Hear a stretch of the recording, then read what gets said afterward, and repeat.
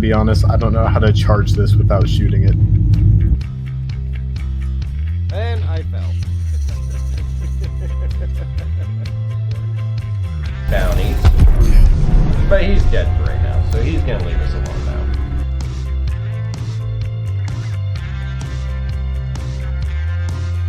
now. I will if I kill you, it's not my fault.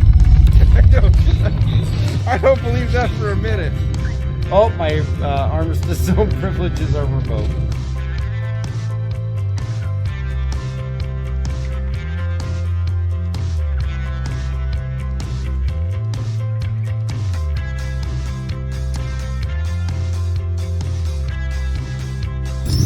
No, it looks like I got hit by my own ship when I was getting out of the seat. Another NPC. Yep, he's dead. Oh, no, he ran away.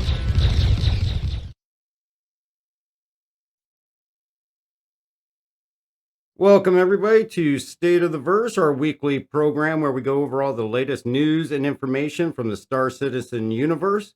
As always, I am joined once again by J-Scale. And, oh, I forgot to pause that. Okay, so we're a little rusty after a week off. So we did take last week off after streaming every new manufacturer day throughout IAE, and hopefully everybody had a great time at the expo.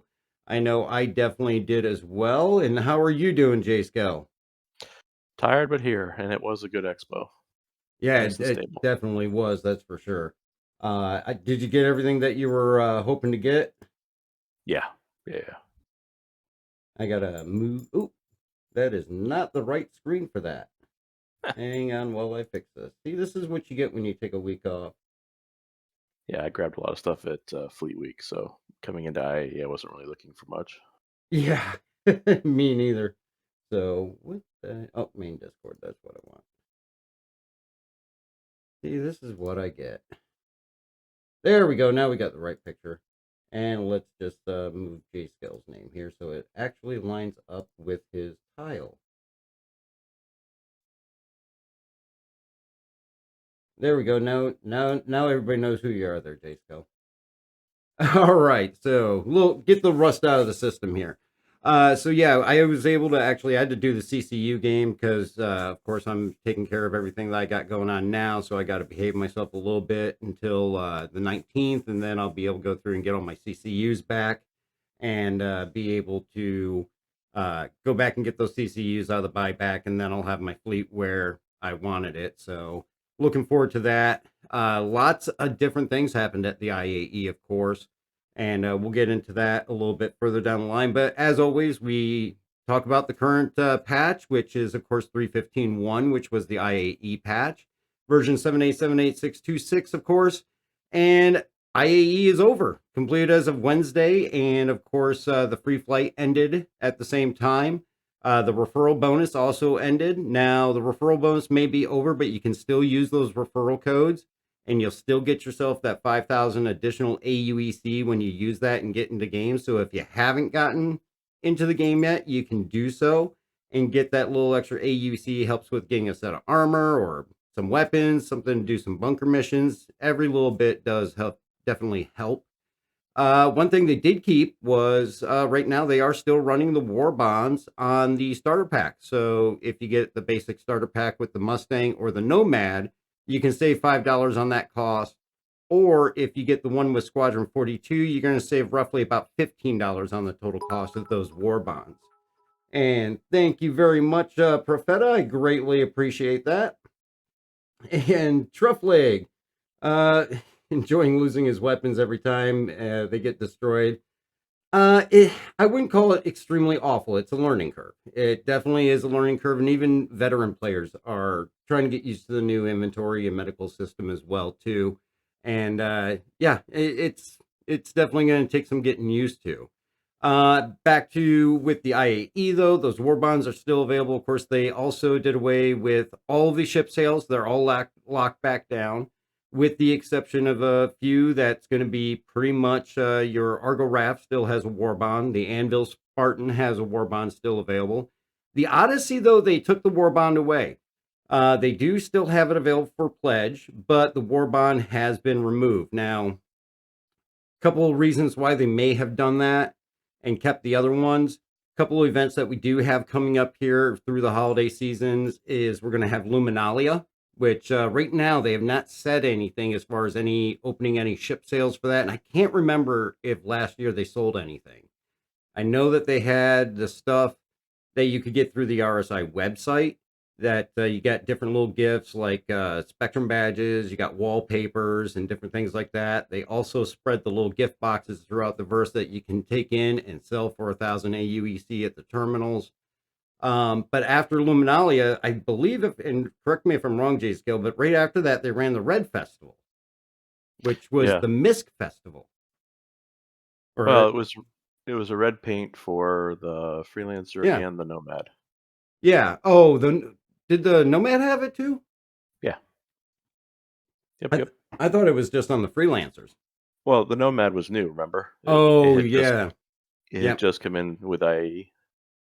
Yeah, that's true. It had just come in. So maybe they're planning on doing something with the Odyssey come the Red Festival, or maybe something even during Luminalia.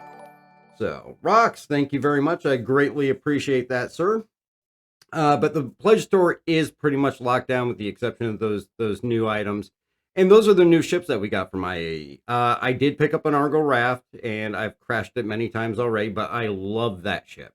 It flies like a dream. So much better kind of flight than the freelancers. It doesn't have the oversteer. It doesn't feel as heavy, and it's a moderate, decent amount of SCU, which we'll talk about in a little bit. Of course, we got the Anvil Spartan, which is built off the Atlas chassis that the Ballista's on, and that's the armored APC carrier.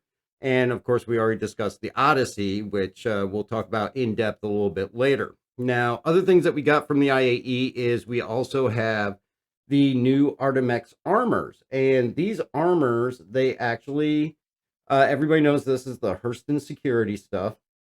And you can take it off of a security guard, get the black ones that say Hurston security with the red eyes. It's also available at some of the bunker missions as well, too. And some of the guys in the Org H3 and all, they were just farming it the other night and getting a whole bunch of them. But this is the one that is available on the Pledge store. And you can get these individually, or you can get them as a pack. As a pack, you get all 5 armors, and you get all 5 sniper rifles. They have it still available for $59, which is about a $20 savings on it. And it comes with the P6LR and a couple, actually, I think they're all P6LRs. And then you get the 5 armors, the Artemex in 3 different colors. Now, I actually picked a couple of these up. These look freaking amazing. I like these ones. And I like the blue eye better than the red. So those are definitely available there. Next week is going to start the new subscriber month. So we're going to see things like our ship of the month for a subscriber changeover. We're going to be seeing it go over to the Argo Mole. And when it does, watch out for that deadly elevator on it, because definitely it took me out at IAE, and it seems like the raft also suffers from the same issue. For me, I was leaving the ship. I think one of my grenades got caught on the side, and it pretty much hung me and killed me. So if you have the raft, go out the airlock. It's just easier. And of course, we're going to get the subscriber armor sets as well, too. Now, the subscriber armor sets are actually in-game, and they look like this. And this is actually different colors than what's available in-game. In-game, they're a flat, single color, and they're available at PO. I can't remember. Oh, New Babbage, they're available, I think, and it's like the Morozikov or something like that. Yeah. And these are actually got a different helmet, and this is a more nicer looking color variation. And I really like the yellow and the black one. That one looks really sharp, and the other ones look nice too. Of course, if you're a subscriber, if you're a tier 1 subscriber, you'll get one of these complete sets. If you're tier 2, you'll get 2 of these complete sets. And then the third one is always made available to purchase on the subscriber store for anybody that is a subscriber. And of course, if you are, you can also go back and get all the past month's subscriber flares, purchase it, usually decent prices. And you can get some of those past things like the Dark Rebirth helmet with the Parasite, as well as the Caudillo helmets or weapon systems that they gave out, multi-tools and everything like that. So definitely, if you're a subscriber, look at some of those past ones. They got some really neat stuff out there as well too. So The other thing is, go ahead. with that armor, where they're giving different helmets than what comes with the stuff in game. Yeah, that is not the same helmet as what's in game. The one in game looks like a ping pong ball with eyes drawn on it. So, and I think it's got a little antenna as well too. Yep. Kagi, was that the year of the Ram? Was it the year of the Ram last year at the Red Festival? Ox. It was the Ox. Okay. And let's see. Yellow and black reminds me of the Striper rock. Oh God, I haven't even thought of Striper as in the Rock Band in a long time. But yeah, it does kind of remind me of that. I can definitely see that there. I can't remember the last time I listened to. Okay, now you're just making me think I'm old. God, I don't even want to say what my age is because it is just bad. All right, so check out that subscriber setup though, because definitely for the $10 or the $20 US, whichever you decide to do, the flare is actually pretty useful most months. There are some months where you get stuff that you just can't use, like t-shirts. I don't use the t-shirts, I don't use the sunglasses, but when they give out weapons, full armor sets and all that, that's where I get the Paladin helmet that I'm usually wearing, and I love that armor set there. But also remember, with the subscriber tier 1, you get the ship of the month. So every month you're going to get a free ship in your ASOP to use.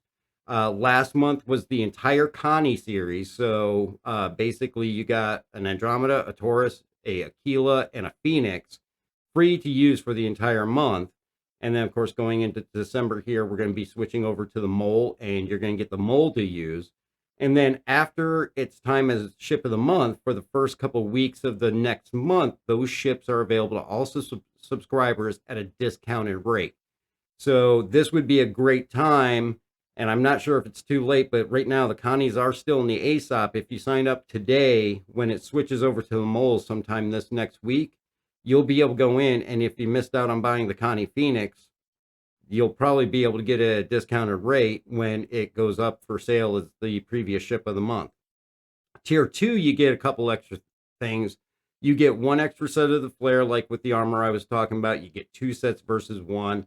And you also get a Vanduul scythe in your ASOP to use that will always be there for you to fly around. Me personally, I don't use it much. I'm not a big fan of the alien ships, but it is always there in the ASOP, and a second ship for you free to use. Also, with the subscribers, you get access to tier or wave 1 PTU. So it allows you to get in and test out the new patches before they go live. And on top of that, with the subscriber, you also get the ability to, I think it's only on the tier 2, fly any of the new release ships for a week after their release into the live universe. So here, where we saw the Argo Raft, the Anvil Spartan, and even when the Odyssey does come out, you're going to get to use that for a week free. And definitely a bonus when you're on the fence about whether you want to pledge them or not, or if you want to just wait until it's available in game. So definitely some benefits there with the subscriber setup.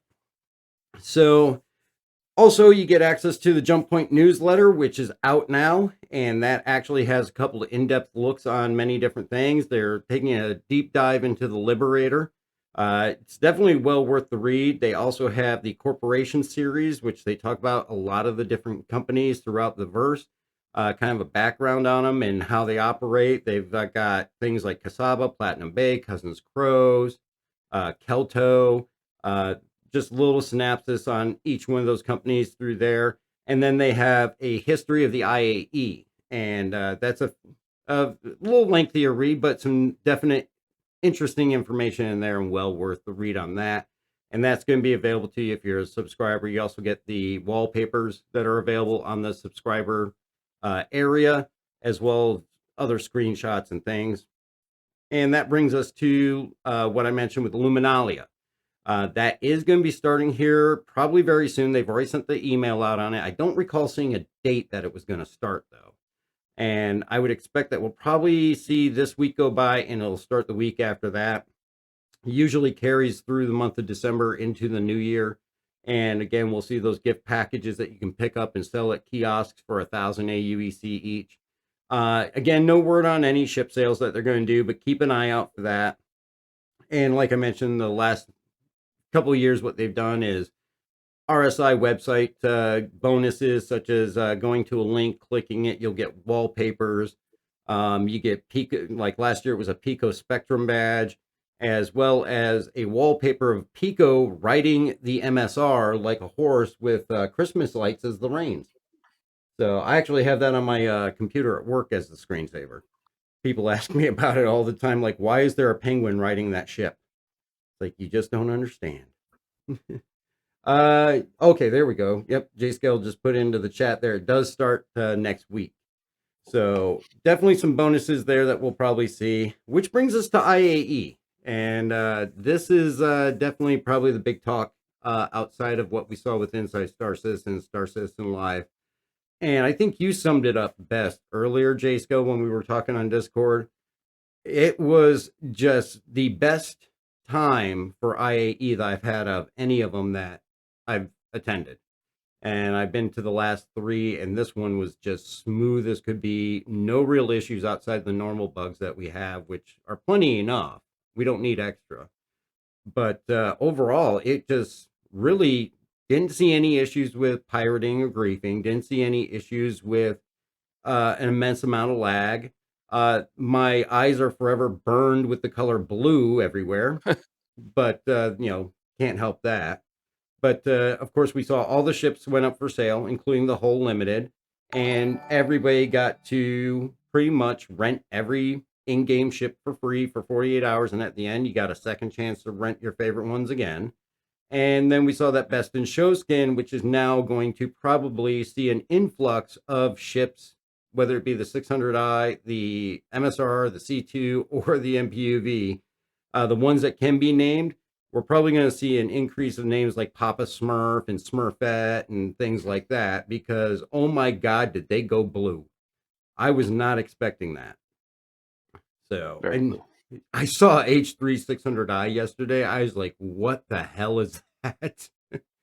And Profeta, thank you very much for the subscribe. I mean, it reminds me of Willy Wonka and the Chocolate Factory when they roll that, what was her name? Violet. They roll her out after she turns into a giant blueberry. That's what it reminded me of.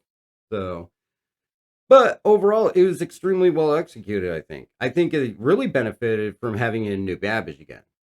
Because everything was already set up and they just had to change floor plans. And plus, we know 315 had a couple bumps in getting released. I mean, overall, what was your take? Comparing it to last year's, especially since it was a new Babbage, for me it was night and day.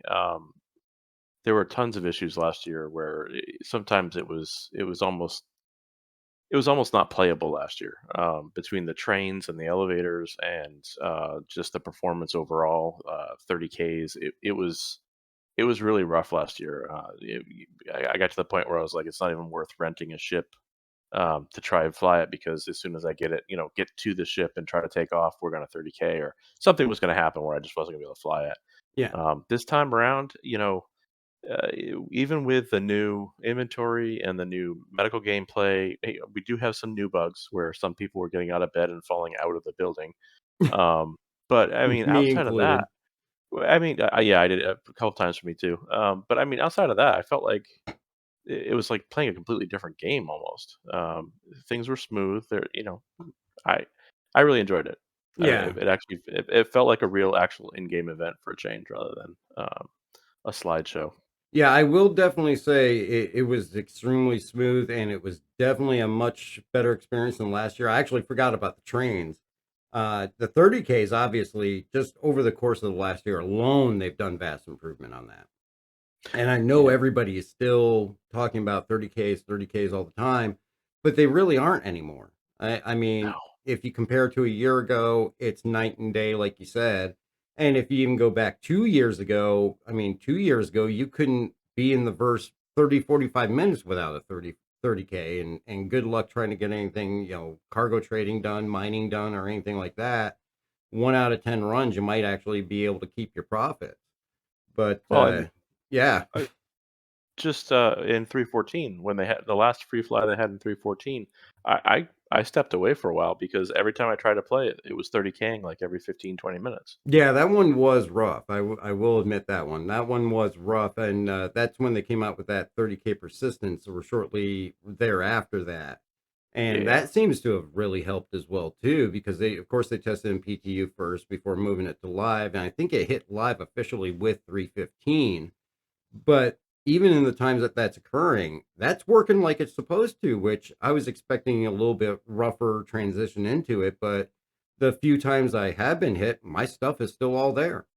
And, Yeah. obviously it depends on that heartbeat and when you're catching that heartbeat and how frequently. But when they put that in, they even explain that they're going to be adjusting the rate based on the health of the servers to try and make sure they cover everything that they can cover. But I mean, just the game overall is night and day compared to a few years ago, and Yeah, I'm happy to I was see gonna it. say, I think before 315, I think the longest gameplay session I had was when we were filming the recruiting basic training video for Amrock's Fang.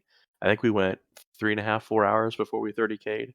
Oh yeah, Um, I've logged a few days now where I've been over 8 hours yeah, and I without. actually this past week when with taking the break from streaming and all that, I was getting a lot more gameplay in, and just last night, a 6.5, 7 hour session, and not one issue. Yep. So, I mean, and even outside the 30Ks, I mean, obviously it is an alpha, we still have bugs, but some of the near game breaking stuff that we've had in the past, just nothing. It was a smooth experience. We worked around the mining thing because we were doing some more mining last night, and Well, it was nice. and you can actually use the prospector now without the seat killing you. Yes, or having to change your character over to a female character. Yes. Yeah. Now you just got to work past the HUD issues. Hmm. And actually, Buck pointed out a good thing. I still have to try it, but he said that when he turns the brightness down in the in-game settings to 35, it's a night and day difference with that HUD over brightness. Me, I haven't tried to do it because I have my own workaround, but he said it works like a charm. So I'm interested in seeing next time I go out. I'm probably going to give it a try and see what the difference is. Rock says he's mostly getting crashed to desktops. Yes, that could definitely be caused by something outside of the game. Crash to desktops a lot of times are caused by hardware issues. RAM is definitely something I've had in the past when I was running my RAM at too high of a speed. I was trying to get 4,000 megahertz out of it. It would freeze up and crash me to desktop. So that one's tough to completely blame on the game itself. And let's see. Profeta mining seems very low at the moment. The crashes are 90 to 10%, 90% to 10%. But enjoying every moment of 315. Yeah, I am definitely enjoying it as well too. And Savith, thank you very much for giving Rock some hints on what to check with his crash to desktops. Also, Rocks, don't be afraid to, when you see PV on the Discord, he is very knowledgeable in Star Citizen. He helps with the Star Citizen help desk. Hit him up as well, too, for some other things that you can check out. He's got a lot of great ideas and solutions for different issues you may run into. So, and Rock says, yeah, he's got a faulty RAM. So, but yeah, overall, this patch has been excellent. So, looking forward to it moving on from here and getting my new ships, after the 19th and everything, and flying them around, and definitely going to be logging some more time into that Ion. So, I am falling in love with that ship. That is for sure. All right. And of course, with IAE, we also saw the Ion, the Inferno, and the Redeemer. The Redeemer, the most anticipated out of the three, make it into game, which was excellent. I definitely love flying that ship, except for last night when I walked up the back ramp in Lorville Hangar and it blew up on me. I'm not Hmm. sure how that happened, but probably collision issues with the ramp. Yep. So, but those three ships are definitely The thing that threw me off, and it's in the video on the IAE, the Star Citizen Live, where they talk to the space combat team, talking about wanting to get rid of the meta and not have one ship that can outperform them all and be the go-to beast of the group. And then they give us the Redeemer, the Ion, and the Inferno, three ships that definitely push the definition of the meta, especially with the Ion, which you can solo an Idris in. Um, so yeah, definitely a great ship though. And I think we'll probably continue to see some adjustments made, as they've said in many of the Star Citizen lives. This is, as far as the ammo counts, the capacitors, the components. This is going to be a long-term adjustment process, so we'll see some refinements on those as we go.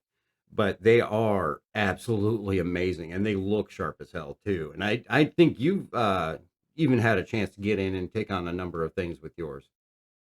Oh yeah, I've done well. Actually, you and I were with a bunch of guys when we did an Idris and the Infernos. Mm-hmm. It was like 4th of July, all the sparks. But yeah, I've done a few Hammerhead missions, I think, with the Redeemer, and I've done a few Idris with the Ion. Yeah. My problem with the Inferno is I run out of ammo too fast because I just love watching the sparks fly off that thing as Oh I'm yeah, shooting at it. But the nice thing was they did up the ballistic ammo count on that from the 1900 it originally was when it came out to 3800, which just lets me see sparks that much longer. I don't have the patience to not just hold that button down. So, yeah. And if you have enough guys, we tried it with a couple Ions and an Inferno, and the Inferno was targeting like the engines, yeah. and it wouldn't take long for the Inferno to like saw off an engine. It was pretty cool. Oh, no, it doesn't take long at all, that is for sure. So, but definitely some great ships that came out there. Also, that brings us to this week's roadmap roundup because there wasn't one last week. Obviously, as everybody knows, this comes out bi-weekly now. And what do we got in that? Added to the progress tracker, the Misk Odyssey, the Anvil Liberator. They're both vehicle concept, art, and narrative team right now. So I think the Odyssey is like scheduled for 55 weeks. I was looking at it, and it Right. kind of And ends, didn't you mention that it started back in April? yeah, April this year. So it Mm-hmm. ends in mid next year. Um, and then Argo Raft and Anvil Spartan, they also added to there just, I guess, to get credit for them. Yeah. But they still have a lot of unknown shifts up there, or unannounced shifts, I should say. Yeah. So they haven't revealed everything. Release view for 316, we got mining gadgets is committed. Unfortunately, ship to ship refueling needs a little bit more, I guess, time in the hopper, so they moved it to 317. Shops and patrons, they removed temporarily altogether while they continue to work out some issues and kind of assess some things. I'm not really sure. Well, I'm pretty sure that one's just the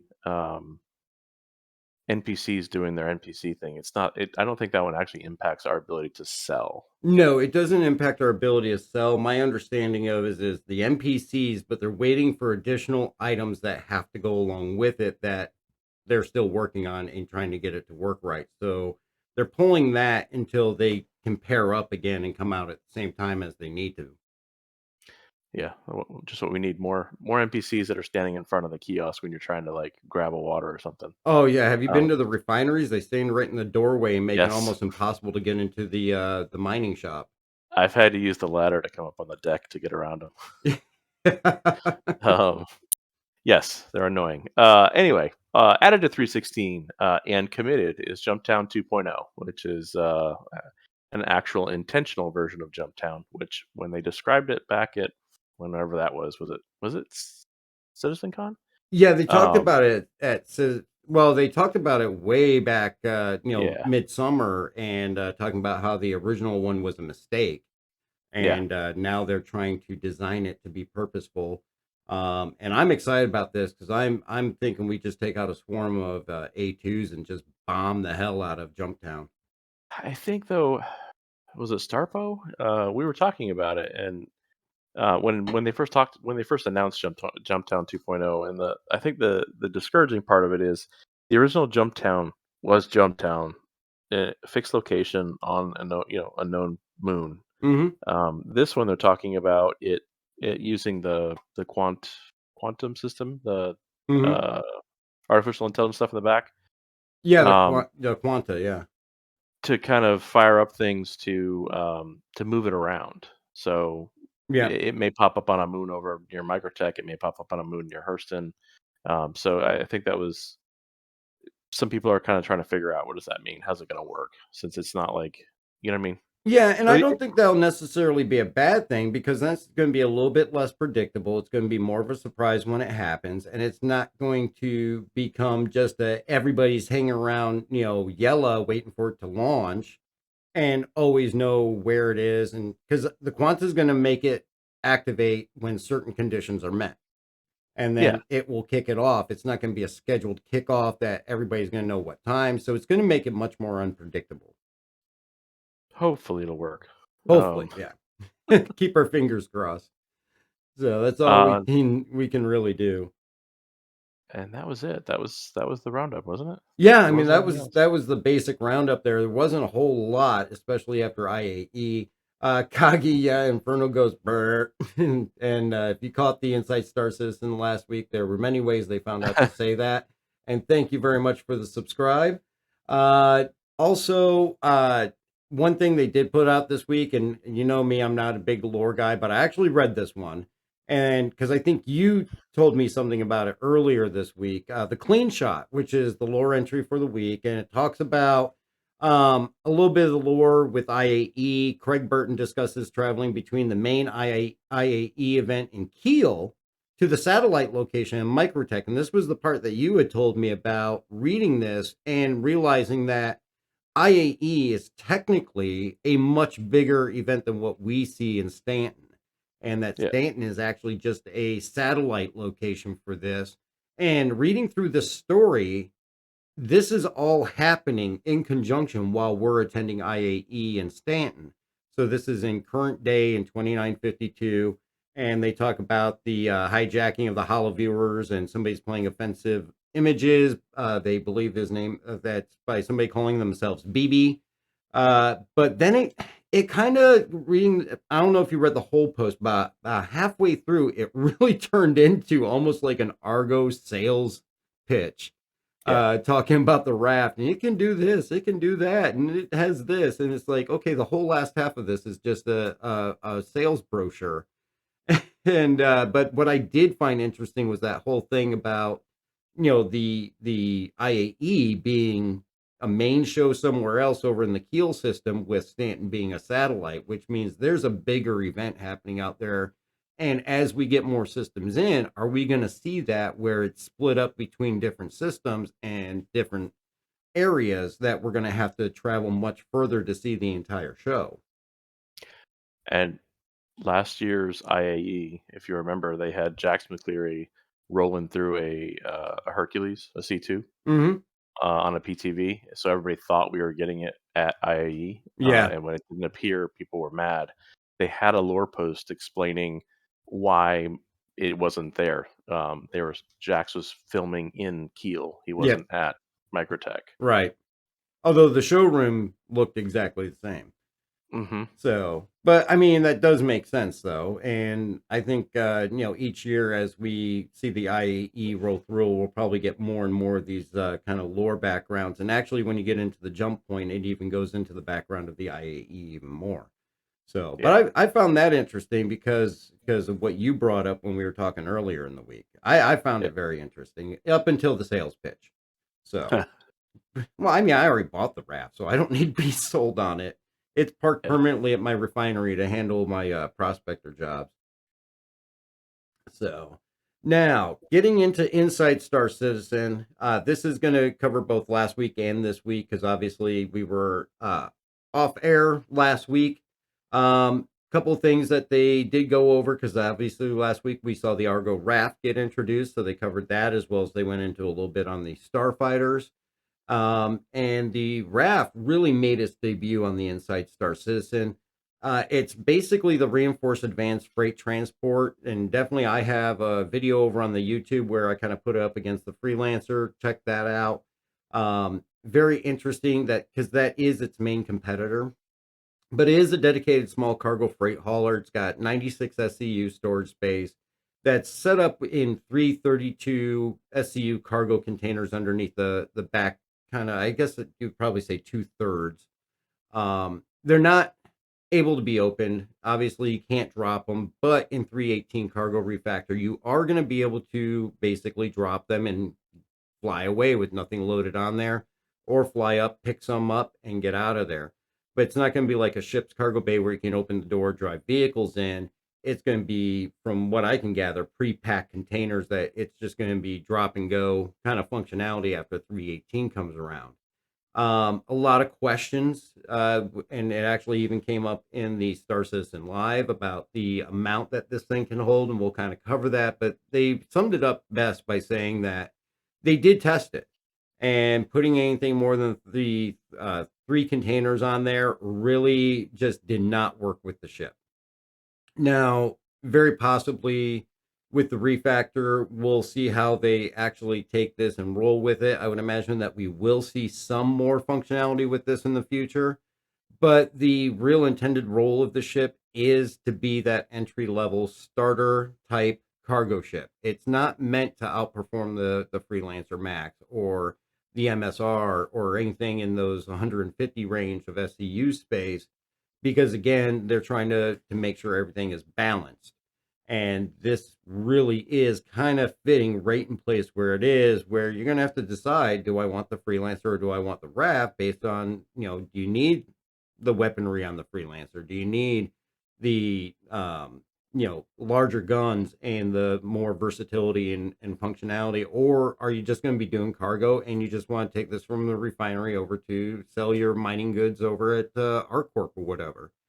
So they definitely did address some of that in the Star Citizen Live, but it definitely has that Argo styling. I mean, it looks like the mole had a little baby or something. They're about the same size. They're only a couple meters difference in size. And like I said at the beginning, this thing handles so much better than what I was anticipating.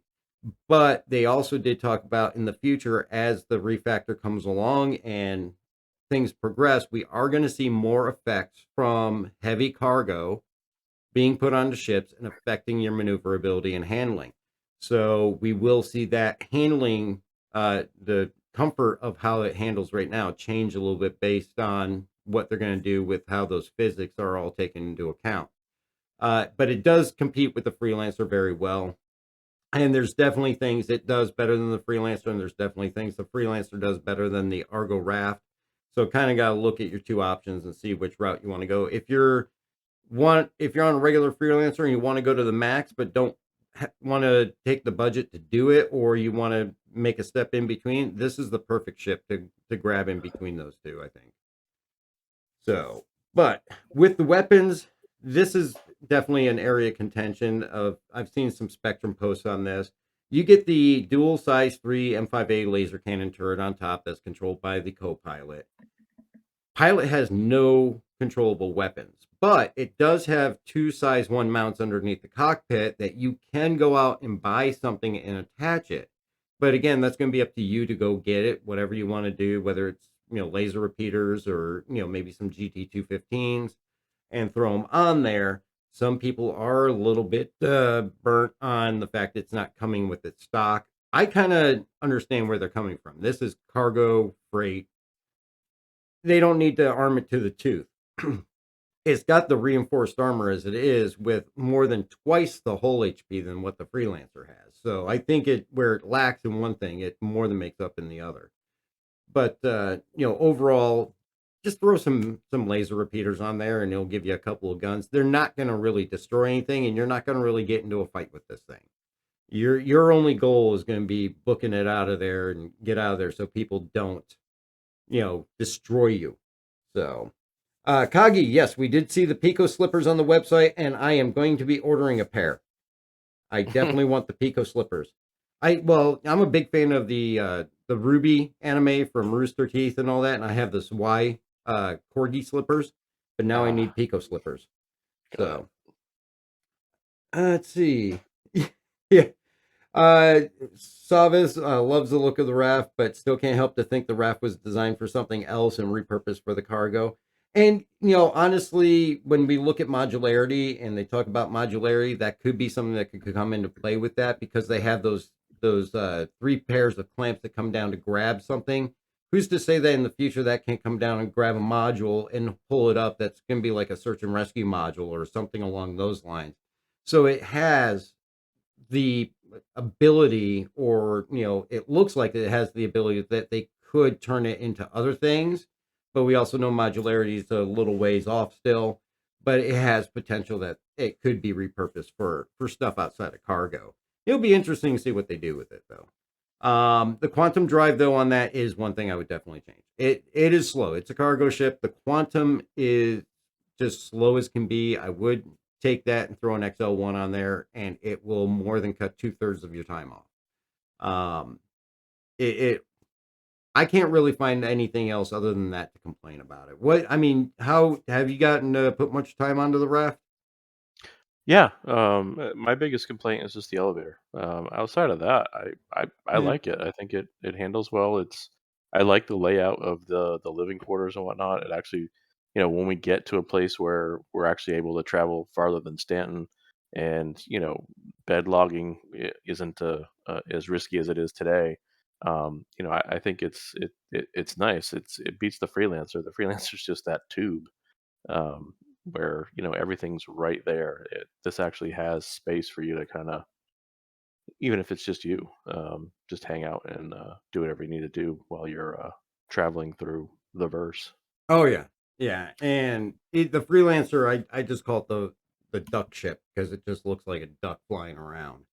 Yeah, So the quantum fuel on the raft is ridiculous too, though. I think it was 27,000. Yeah, where I think the freelancer and the Cuddy Black I think are 2,000 something, aren't they? I think they're right around like the 2,500. Yeah, And that's because they said they did that because it's supposed to be long haul. So it's supposed to cover those long distances. it's crazy. Yeah, it is because I had to take a double look at that the first time I saw that. And the hydrogen fuel capacity is just as far off when you compare it to a freelancer as well, too. But I mean, again, it's that category that's supposed to be the long haul cross system and probably, multi-system hauler. So True. um, I think that kind of explains it. But yeah, you're going to fly this thing for hours and never have to worry about fuel at all. And even if you put in an XL1, which is a gas guzzler, you could take that thing out for a week and not have to worry about it. I'm gonna blow the ship up before I ever have to worry about refueling. So but yeah, I like it myself. I'm keeping mine. I figured I'd get it, try it, and I could always CCU it if I didn't like it. But for me, it's perfect for mining because I can just leave it wherever my prospector is, and 3 mining trips, you'll load that thing up. It's perfect calculations. 96 SCU. The prospector has 32 SCU, so 3 trips, and you can just go sell it and park it back at the refinery. Other than that, I'll use my larger ships for the cargo. I don't see myself doing dedicated cargo with that though. So, and Sylvia, thank you very much for the follow there. Yeah, actually, Sylvia says he loves his raft, and I've heard mostly the same from most everybody else. Some people are like Rox is saying he's still kind of on the fence post about it, and I know some of the people that have larger cargo ships kind of look at it as it's not something they're going to use because of the smaller SCU size. But I think it's really going to find its niche with the mining. It just makes sense when you look at the mold. It's got 96 SCU, the Prospector with 32, and you do 3 trips in the Prospector, you're never going to have to haul more than 96 SCU, even if you get 3 full loads. So it works out perfectly. I think for Well, the mole would be where you're not going to do a trip every single run. So the other thing with the smaller cargo ships like the Raft, uh, you know, they've talked about different approaches to cargo hauling missions and reputation. yeah. And it would make sense if they started out with you only having access to things that are, small hauls, short distance, whatever, Hmm. to get into it. And it's going to be, especially if you're just starting out, if you're going to take like a Caterpillar or a Hercules or something larger to haul something like a couple boxes, it's going to be, counterintuitive, right? It's Oh, going to be way absolutely. expensive. And when you look at the whole integrating the rep system and all that into it, those cargo containers are going to be perfect for it because you take a mission, you got to go pick up 2, 3 containers from this site, drop it off at this site. You fly in, you land, clamp down, take off, get out of there, go drop them off, land, let them go, fly out. It kind of sets it up in the kind of a perfect scenario for a mission based cargo system, where you're going into your Mobi-Glass, you're taking jobs, and you're earning rep. Yeah, So, let's do it. yeah, really, we'll start the Amarok Spang shipping company. Yep. I'm still working on the Amarok Spang used spaceship commercial that I'm putting together. And of course, last week we saw the Ares Starfighter, like I mentioned, get a little bit of a spotlight. And with the Ares Starfighter, that's the Ion and the Inferno. And we saw a lot of adjustments on these after they first came out. Bump up in firing rate for the Inferno with a decrease in the overall DPS, but they equaled it out to be the same as what it was previously. So you don't see any diminishment in the damage capabilities. Same thing with the Ion. We saw a slowdown in the firing rate on the laser cannon, but an increase in DPS. So again, same amount of time, you're doing the same DPS damage. And like I mentioned earlier, they're still refactoring all these different components, especially with the ballistic ammo capacities and things like that, that it's going to get a long-term balance out. And Tonk, don't have to fly your cargo down to the planet so long as your cargo ship is stored in the space station. That is very true. You can access the cargo at Everest from the TDD down on Lorville if you don't want to fly down to the station. Actually, that's the other thing I forgot to mention about the raft is it's going to interact with the whole series and be able to install and remove the cargo boxes off the whole series too. Is another intention that it has. So it's going to be loading your whole D and all that. Back to the Ares Starfighter though. You got 3,800 rounds of ammo, and it's all ballistic on the Inferno. It tears through shields, so shields aren't going to really make a huge difference to you, and just put holes in the hull. As Jay Skell pointed out, this thing will saw off an engine pod on an Idris in no time with proper grouping. And then, of course, the Ion's got that slower rate of fire. I think it's a total number of rounds of 16 shots on a capacitor charge if you have it fully bumped up to all guns. And there is a small storage area on the backside of both ships. I don't know the SCU count on it, but you can store a few things on the ship itself. So you can still do a little bit of looting, probably, maybe a set of armor. I don't know how much more it's going to hold. And just remember that the guns are bespoke. You can't change these things out. These are specific to these ships, and there's no intention to make them interchangeable. I mean, pretty much, you're not flying a ship with a big gun. You're flying a big gun with wings. So there's not there's not going to be any changing that out, which I don't think you really need to be able to change that out. But these are definitely two of the most unique ships in the game with what they're capable of doing and the damage that these things can deal. So if you got them, enjoy them. The Ion, like we talked about earlier, can take an Idris down by yourself if you have a little bit of time and a little bit of patience. This thing will rip through the shields. And the Inferno, you're not going to solo an Idris by yourself because you're going to run out of ammo. But if you got the Ion, go to town and have a field day. Which brings us to a combination of last week's Inside Star Citizen, this one, where we talked about the Misk Odyssey.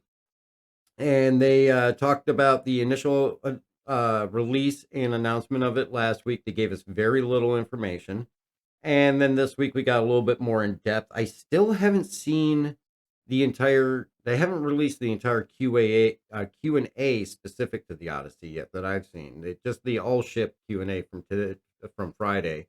But this is going to be an exploration ship. It's the first new Misk ship in 5 years.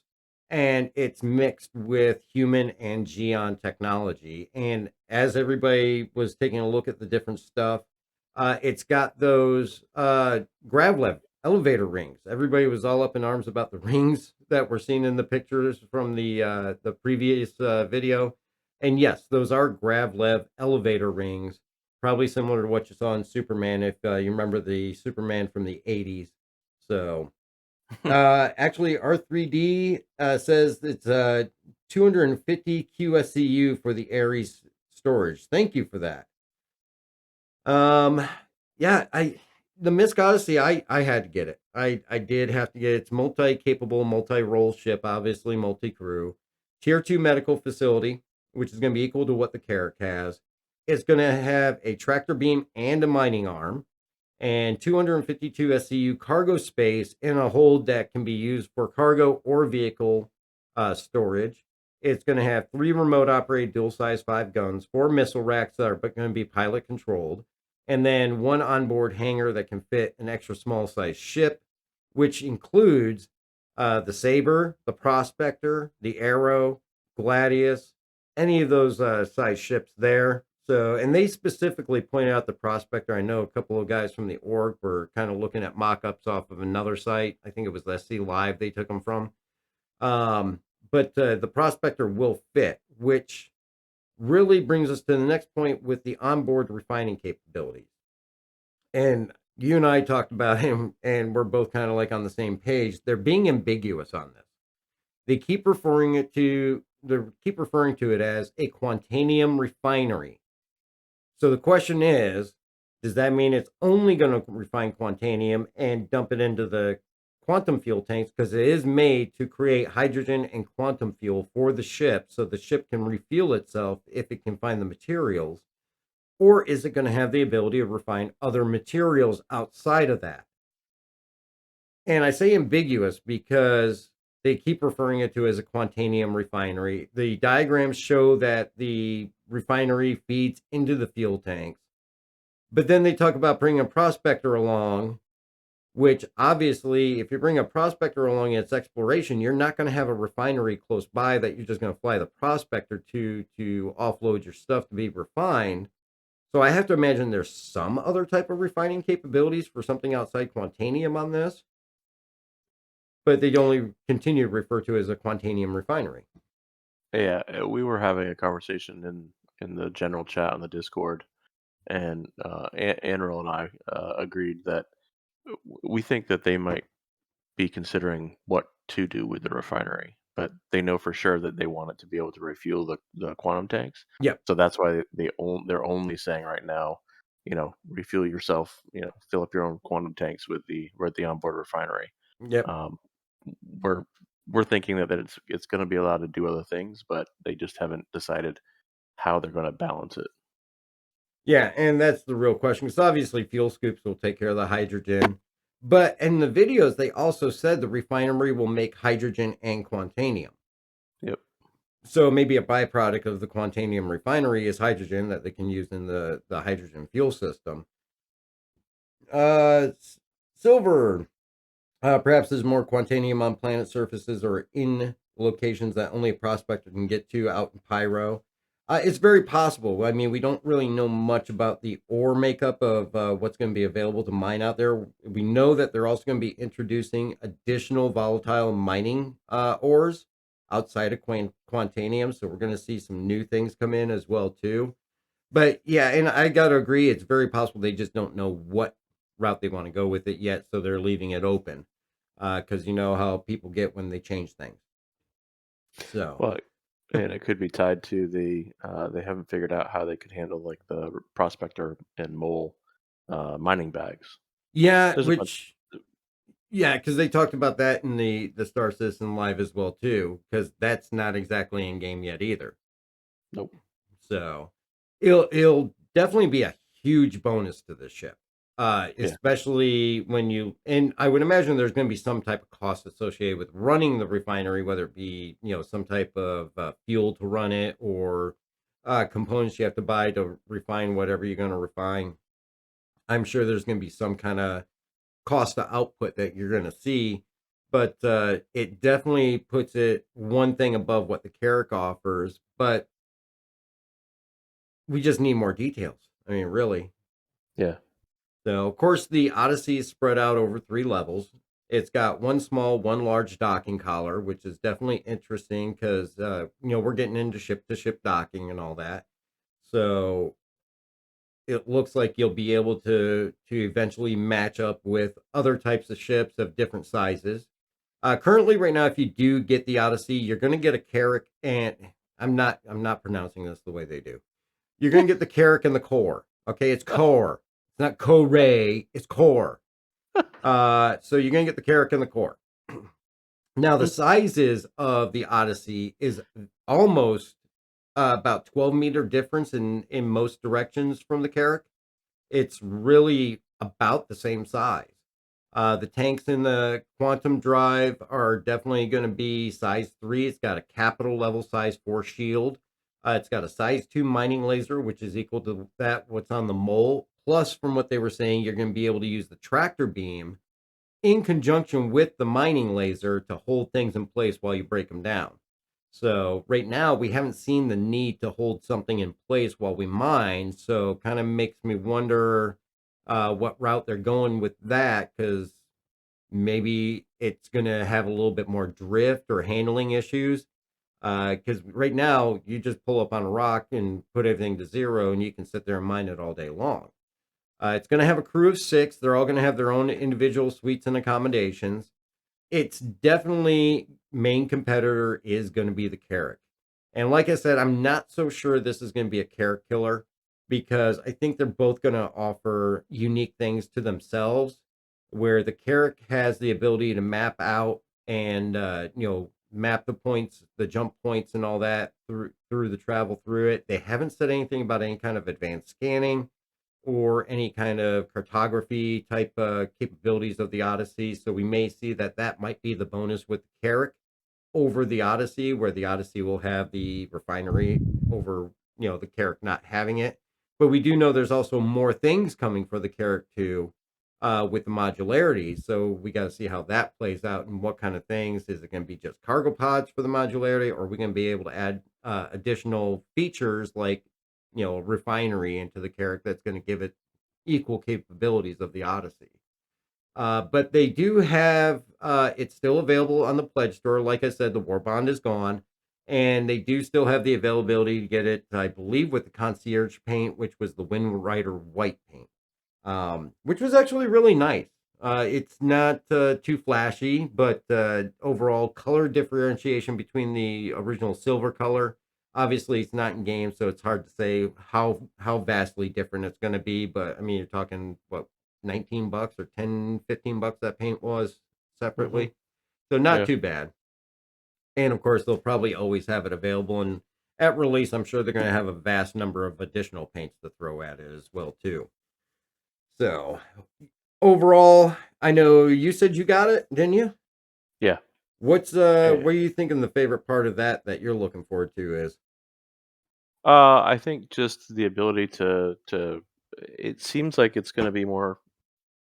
I don't want to say it's more self-sufficient, but it seems like it's going to be more longer range. Mm-hmm. And some other folks that I was talking to, kind of separating out the uh, breaking down exploration into more discrete, I'll say, segments. Yeah. The Odyssey is more of a surveyor going out and kind of, you know, checking out the minables and whatnot in an area, whereas the Carrack, like you said, it's going to have more science focus to it, I think, than Yeah. And the Tonk Odyssey will. Yeah, and Tonk pointed out a good thing in the chat here. Drones, drones, drones. The Carrack Yep. has the drones, Yep. which, like you said, exploration may get segmented where the Carrack may be that, long distance probes and drones and discovery, where the Odyssey could be possibly coming in behind it to survey that area and find everything that there is to find in there in an already known point. Yeah. So, and it'll be interesting because if you watch the video where they show like the white box of it, some people pointed out that there was no cartography deck like what the Carrack has, but there is in the bridge. I mean, the bridge is humongous on this thing. It is. I mean, it's got a crew of 6, but it's got seating for 8 on the bridge. And in the back of the bridge, there's a huge table. And typically, when you look at pilot houses and things like that, that's usually your charting table. That's your plotting table where you navigate from and all that. So it may not have the cartography deck like the Carrack does, but it's going to have some type of navigation style setup where a navigator would work from. So, but yeah, definitely 55 weeks from last April was the progress tracker on that. I think we're probably my best guess because obviously nothing's set in stone. Things are always available to change. My guess and my speculation would be maybe IAE next year is when I would expect to see it. Probably be the big IAE, like the Redeemer was this year. The big hey, it's finally available thing. Because that kind of puts it right in line. Well, I mean, that kind of puts it almost in line with Invictus. Is that Invictus is usually May, June time. Yeah. 55 weeks from April would be right around the May time. So obviously we can't speculate too much. So don't take my word on it. This is just me doing math in my head and dreaming. Because obviously we've seen these things get bumped. We've seen them get rescheduled. We've seen things not work when they test it. So we'll just leave it at we don't know. Probably the best part to put best way to put it. So I don't need to be quoted that I said anything because I'm not even attached to SIG. So what do I know? All right. So getting into everything after the Odyssey, we saw the sprint report, and I'll go ahead and run through the rest of that there, J Scale, and just don't read off the last thing. Okay. The sprint report, Hull A, Hull C. They showed some video of Hull A in gray box interior. They showed some insides of the Hull C. They're still going through their different phases, but the Hull C I think is in final art. It got moved from 316 to 318, so it'll be hopefully out in 318. The Hull A is still slated for 317, so maybe we'll see it then. Tractor beams. They showed us tractor beams are in production right now. Sizes 1 through 3, so everything from the Origin 315P all the way up to the Caterpillar. Starfare. They talked about the walkways and how they're making some adjustments to it for both the refining capability and the refueling. They are interested in making some changes to the interior, but that's not even on the schedule yet. Yep. Vulture is in final art phase. That one is also, what is that one? 317 or 318? I think Vulture is 3. No, it got pushed. I think to 318. Yeah. Yeah, with salvage. Yep. And then Scorpius is in white box, and it is still slated for 317. Yep. And of And course we saw the shots of the Bandit Merchantman. This is kind of where Jared teased the whole rewarding those that wait till the very end. Of course, he showed some of these shots during the credits. The Bandit Merchantman looks freaking amazing as far as how they've got it going so far with the white box. Which white box obviously is a big step for it because it's gone out of concept and it's in production. This is the first step to realizing it. They've done these shots of the interior. I can't say the exterior shot of the white box, which you're going to see coming up here in the video here shortly, was very impressive. It looked like, it looked like a stick with some points on it, kind of, blocky. So this is the white box here of the Banu Merchantman. Yeah. So it looks like some, when my son was 5 years old, what he used to create with his Legos and all that. But, everything starts somewhere. So, but the interior shots and the stuff that we saw as far as the art design looked absolutely amazing. They went over kind of the interior layout. And of course, they went over some of those shots of the engine room, which actually during the credits, we saw a motion version of that engine compartment. They've got the different areas. Of course, we got a Jared Ed 209 reference there due to RoboCop on that turret. If anybody remembers what the ED 209 is. Yep. And this is what really caught my attention is just this full motion kind of video of it, and it looked absolutely amazing. And of course, we know that this is getting to that point where people are gonna just start screaming "Gib, Gib, Gib" all over spectrums. But this is going to be most likely sometime mid late next year. I would almost expect that this is going to be more during IAE as well too. I don't see it being done before IAE, but it could be definitely an IAE end of year type of thing. The concern that I have on the Banu Merchantman, I know that we've discussed this, the hauling capability. We got a couple of ships that are slated that right now, with where we're at with Stanton, you're not, and they did kind of discuss this with the Star Citizen Live. You're going to have ships that have capabilities that are not going to be supportable in Stanton. So you got Hull C. What was that? That's 4,000 SCU of cargo space, if I remember correctly. And you've got the Banu Merchantman, which is like almost 4,000 SCU of cargo space. Actually, I think the Hull C is even more. Yeah, it is. But where the hell are you going to buy that much? Unless you're buying waste. I'm sure they'll sell you all the crap that you can buy. But, I mean, really, economy-wise, this is not going to be supportable in what we have now. We know Pyro is coming, and we know that these ships are really going to need another system to travel between. Unfortunately, the next system we're going to see is a very pirate-heavy system, but I don't think the Banu Merchantman is going to have too much trouble with that because it can take a Banu Defender. It's got some big-ass guns on it, and I think it's got a few tricks up its sleeves with turrets. But, thought on the cargo refactor, I'm hoping is going to address this. And that's my concern, that these things are going to get in. They'll look pretty. They'll be great. But you know what? Here, you can have 200 SCU max purchasable commodities unless I can see somebody actually taking the time to sit there for 48 hours trying to fill it and stay in game and fill it and then go to try and sell it. And they're going to have to sit there for 2 days while they try to sell everything at a port. It's just the SCU is so huge for what we have right now. Yeah, I think they would be game breaking ships, right? Oh, absolutely. Right now, the way things are. I mean, well, it's that, or they would just sit like the Reclaimer does. Yeah, but I mean, don't get me wrong. I do enjoy flying the Reclaimer around. Yeah, but I mean, you just fly it around to fly it around. You don't. There's really nothing you can do with it.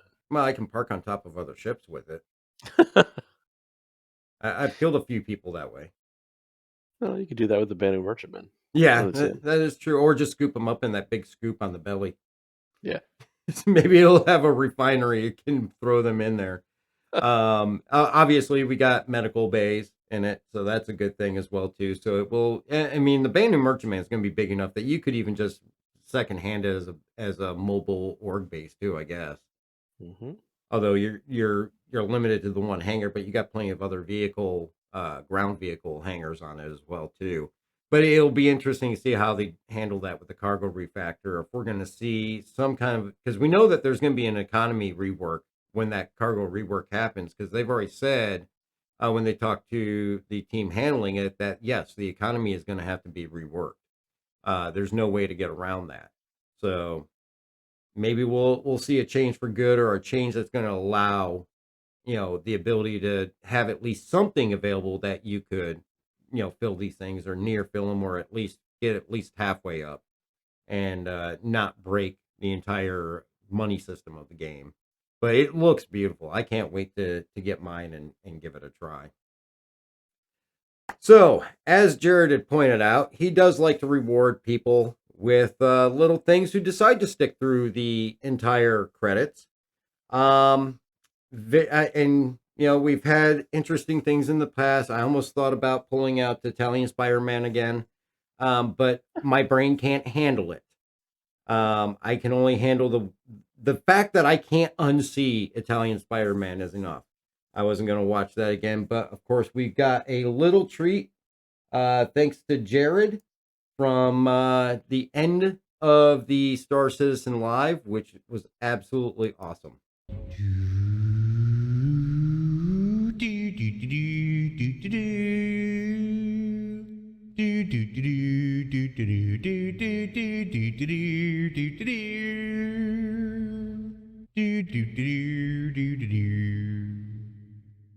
It's not coming soon, though.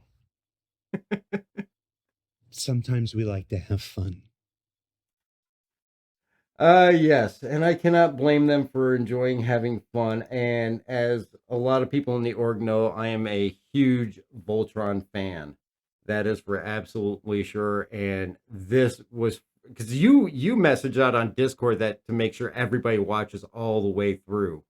Mhm. And I was like, I thought, well, it's just brand new Merchant Man shots, and then I saw this, and I was like laughing my ass off. I want this. I need this because we even talked in the past they could take MPUVs and make like a die runner Voltron where it had like the 40 different vehicles instead of the 5 lions. The Pico head is the icing on the cake. But if you follow Star Citizen on Twitter, and thanks to Jscale, he actually sent this over to me and all that, and I've already gotten mine, and I am greatly enjoying it. It's already set as my wallpaper. But they do have the Raftron wallpaper out on Twitter that you can download, and you can have the custom Raftron Star Citizen wallpaper so that you can still ogle over it, even though we're not going to see it in game. And I'm sorry, but the best Voltron was always the Lion Voltron too. Die Runner was not a Voltron. Agreed. So, but yes, that was our treat and our enjoyment. Thank God it wasn't another Italian Spider-Man. And I really obviously they must do these things to the Italian Spider-Man, this one obviously not the highest quality. I think they do that purposely, especially the Italian Spider-Man. I think it was supposed to look more like the 70s kind of like Mhm. homemade video thing. Yeah. But this is actually probably a little lower step than what the original Voltron cartoon was back in the 80s. But this one just made my entire day. I thought it was awesome. You can't go wrong with Voltron. All right, so that brings us to the Star Citizen Live, and of course, this time of year is always the last time that they really talk about ships. And definitely, this was all about the ships. They spent quite a bit of time, probably 10 minutes or so, going over things that they would answer and wouldn't answer. But Jscale, what do we got for the Star Citizen Live all ship Q&A? Well, it was a star-studded cast. Yogi, John Crew, Chris, Ben, Mark, the usual suspects, I guess. Which is interesting because some of them are a little bit newer. But they they did kind of reveal, I guess, some good information around why certain ships don't come in, why certain ships do get in.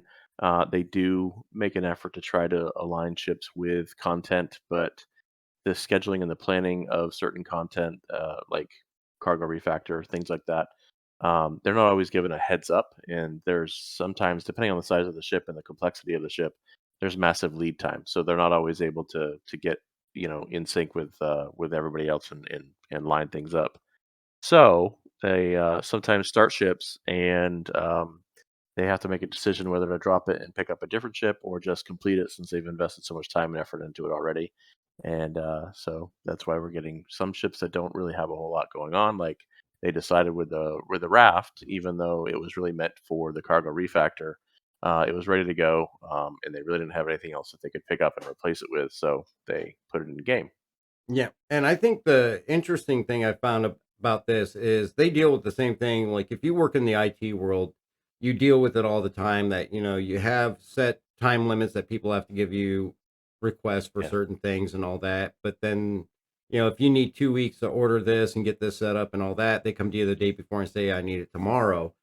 And I can't say surprisingly, but they deal with the same thing. They get people that are like, "Hey, we got this. It's ready to go. We want to ship for it." It's like, yeah, you should have asked us a year ago. and they get these things dumped on them. But one key thing I took away from that was also, and obviously we know that it's true because they talk about the Odyssey being, back in April, they were already working on it, is that they've already got these straight to flyable ships. And with the Argo Raft and all that, that they've already got these straight to flyable ships all being developed long before we know anything about them. And obviously, these are things that are not quickly put together. They get the same attention that the other ships get. And I know that creates a lot of contention with some people as far as why aren't they releasing the older ships versus the newer ones. And this kind of covered that as well too. And I know that they have released ships, and they use the Reclaimer as an example that you got a ship that's released with no gameplay. And that's why they try to schedule it to release with that gameplay. That's why things get moved around. I mean, obviously, we saw the whole sea. It got moved to when the cargo refactor's coming in, and that could be the best option because it could help address that issue with the oversized SCU and breaking the economy. It's just interesting what goes into this process. Well, and one of the other things they did say too is that they do have a commitment to try to release a number of ships each year. Mm-hmm. And if they were to focus on, like the Polaris and a bunch of the larger ships, then we wouldn't really see anything to your point for a while. Yeah, because those Um, take years to put together. yeah, which would cause another set of complaints on Spectrum. Yeah. Oh, absolutely. I mean, they're in a, like I say on a lot of things, they're in a damned if they do, damned if they don't position. You're never Yeah, going to make 100% people happy 100% of the time. So no, whatever course they do, they're going to catch flack for it. yep. So For me, I was happy to hear about the 600i. yeah, I was too.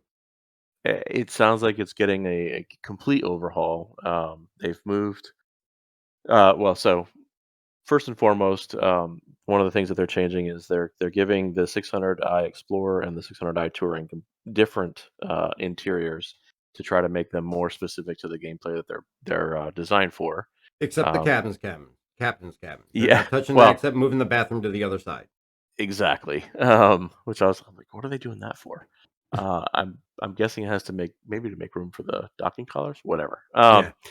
So they're looking at the interiors. They're doing some major rework. They've moved the modular portion of it to the rear of the ship instead of the middle of the ship.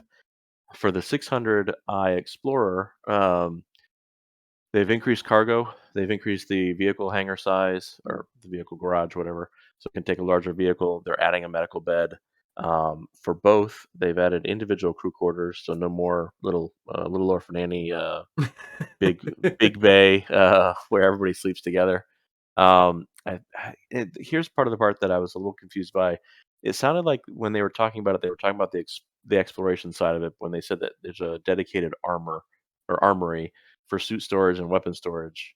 And I wasn't sure if that carried over to the touring because they said the touring they're really focusing on that being for just like the 890, VIP transport, like high end passenger kind of cruising. Yeah, it was a Um, little ambiguous because I wasn't sure if they were going to put that on only the Explorer and not do the Touring because kind of along the same lines, they're really turning the Touring into a smaller 890. Um, yeah, but I would exactly. not be surprised if that's going to only be on the Explorer because you're going to need that suit storage if you're going out exploring things. Oh yeah.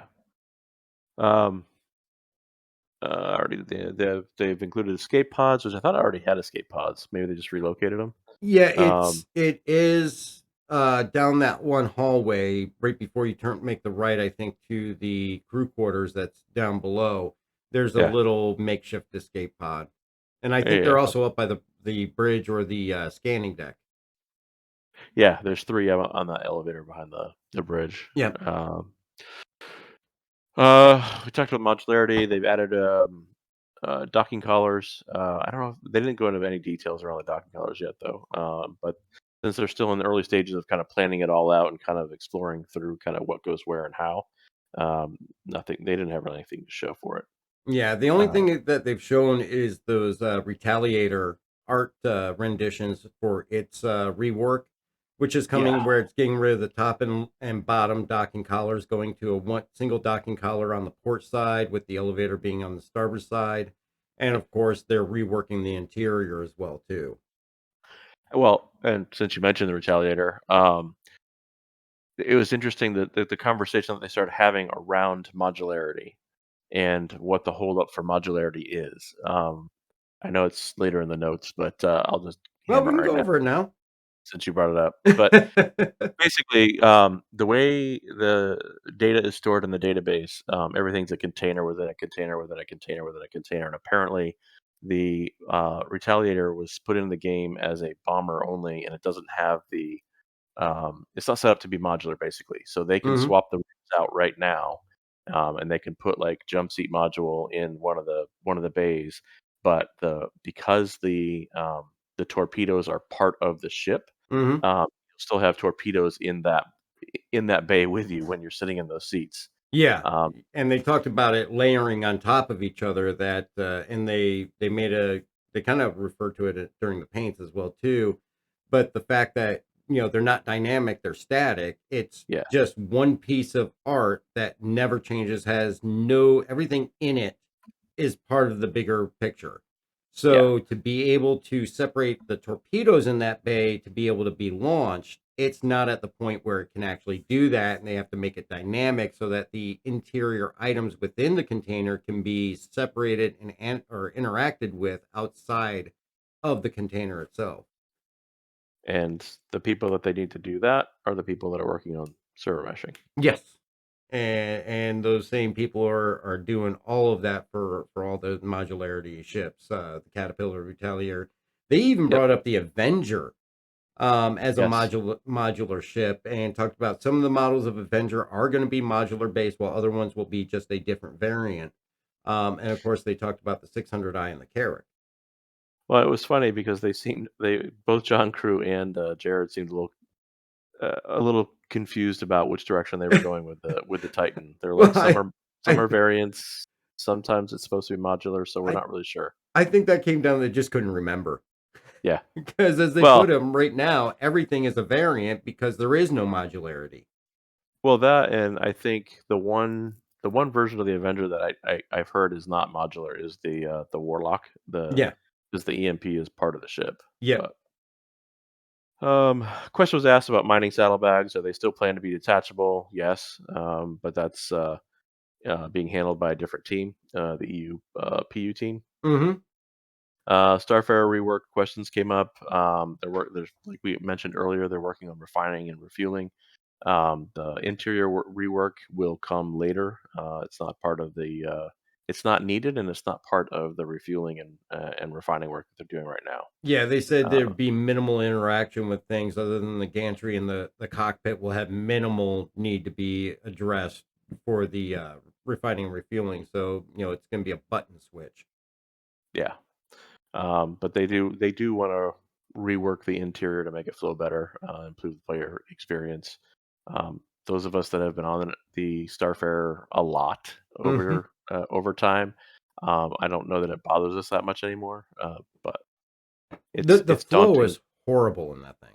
It is, but you get used to it. Yeah, you do. Um, they fielded a question around gold standards. Gold standard is just getting a ship up to the current specifications.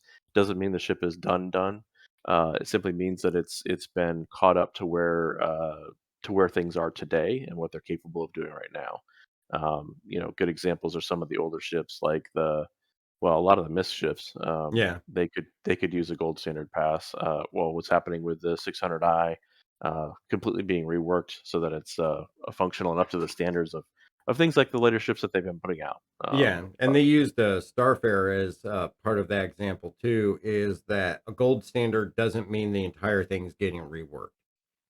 They Yeah, used the Saber as the example that there was almost nothing they had to do on the Saber except some minor tweaks, and really nobody even noticed yeah, any of the changes they made to it. But then they look at something like, Starfare, where it's going to be a near complete rework of many different systems on it. And they had talked about the Drake Cutlass Black, where they talked about, yes, they want to do a little work in the cockpit. It's not going to be anything changing on the hull or the body design or the overall exterior view, but you're going to see changes where they want to get rid of the wall of MFDs, improve visibility a little bit, the way that you interact with the pilot seat or sit in the vehicle. I wish they would just put the Cutlass Blues canopy onto the Cutlass Black, but so it's not a guaranteed full rework. It's going to be basically what they need to do to bring it up to the standards that they have with the systems that they have in place today. Yeah. And of course, they talked about the Saber Raven. Yeah, and they made a point of clarifying that the Saber Raven and the Saber are not the same ship. It's not a Right. variant. It is a completely different ship, and it was a ship that was made available through a promotional giveaway, buying a specific, I think it was a CPU. I think it was an Intel CPU or something like that. And this was years ago. Those codes, to the best of my knowledge, those codes aren't even good anymore. But they said they are not forgetting about it. It is going to get a rework at some point, and it is going to be a continuing supported ship as things go over, because Mark Gibson actually, as he put it, it's his favorite ship. He loves that thing. Yeah. So. He flies it whenever they do play tests if he doesn't have to carry anybody. The questions are asked about Vandal ships, and basically they're being saved for Squadron 42. So no point in asking more about that. Weapon ranges, will they be increased? There was a lot of discussion around a lot of the stuff, and it basically, things are where they are right now for balance, but nothing's done yet. They've still got plans to continue to review, revise, put other things in. Like we've seen on the progress tracker updates where they've got different ballistic ammunition coming Yep. in. They've still got a ton of stuff planned. So they're balancing for today, just to kind of get gameplay to someplace where they can test out some of the things. Yep. But nothing's done. They're going to be going back to performance handling. They're going to be going back to weapons. There was a whole bunch of stuff. Yeah. And that pretty much brings us to the question on the ammunition increases with the ballistic and all that. And like they said, it's all set up for balance reasons. It's not the way they intend it. You're going to see ballistic counts right now are more geared towards the purpose of the gun and what ship it's on, but those are not going to stay the same. Yeah. You mentioned the cargo refactor question that people asked about ship handling already. It will. It won't on day one, but it will. We already did ammunition. We already talked about the raft, right? Why it won't hold stuff. Yeah, and I'm gonna go over to. Oh, I went out of order. I thought you did. All right, so well, I did earlier. Yeah, so we talked about the modularity, and then that brought us into the thing with the physicalized damage. They're working on the prototypes for the physicalized damage and how it functions. This is definitely very much still their intended route to go with these things. And actually, it was interesting to hear that they've already got some of this implemented in the game. They just have it turned off. They've got it set up in the engine components of the various ships, but they basically have it shut off, and they can flip it on at a touch of a button when they're ready to move forward. While, and obviously that portion is done, they're still testing the other portions of that. So it's nice to know that there's some progress made on that, which also led into the AI blades. Everybody's talking about AI blades. No time frame on those. This is really something that's on the long-term roadmap. There's not going to be coming around. I wouldn't imagine we're going to see anything on this in more until more than a year from now, because it's all tied into the avionics or the computers on the ground vehicles. They still have to develop the computer systems themselves, but it will eventually be where those blades will add the additional functionality to the systems within the vehicle that won't require human interaction. And this take us to the one that I really wanted to cover, because I was reading about this next one on Spectrum the other day, and I was a little shocked that they actually brought it up, and that is the hex code paint editor. And I know you take a look at Spectrum and all that, and I'm sure you probably have seen it. the big thing that we see when they have Invictus, IAE, new ships come out, is the introduction of paints that you can pledge and pay for that goes to CIG. And obviously, it's a system that works for them. They surpassed 418 million after this last IAE, and I'm sure there's plenty of that is from paints. The ability to customize these ships is definitely one that people will take advantage of. A while back, and this was long before I got in, their goal was to use this hex code paint editor to allow customizations. You could go in, you could pick your own colors, you could possibly have the ability to put org symbols onto ships or customize it however you want. You want a graffiti covered ship, you could do it. If you want an all bright star kitten pink ship, you could do it. And there's a lot of animosity that I saw on Spectrum and all that, reading some of these posts that people brought up the hex code paint editor saying, you just threw this by the wayside. You just pretended it was never there. And, now you're introducing paints and you're using it to make money because people want to customize it. And of course, there were both sides present. A lot of people saying the paints they're coming out with are great. These are just, one-time applications that, you can't change it. Obviously, you either have it on or you have it off. Other people were going down the money grab aisle and all that stuff. But they actually addressed this in the Star Citizen Live, and it is still their goal.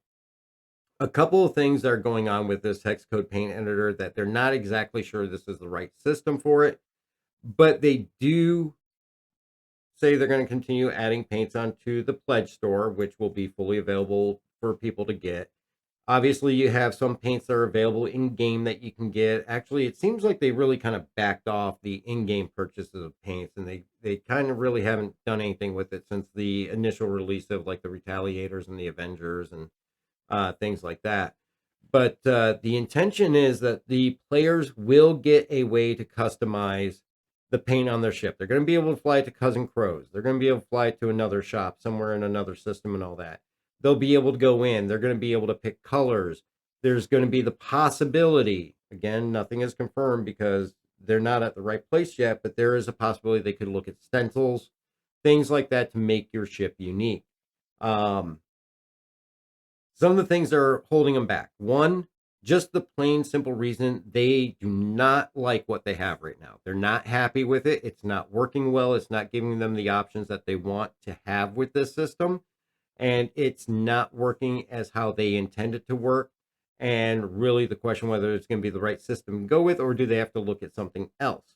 The other thing they have to look at is basically the scalability.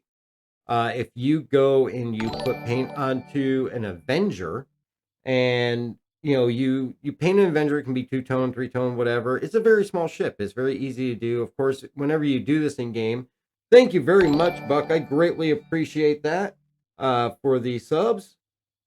Thank you very, very much.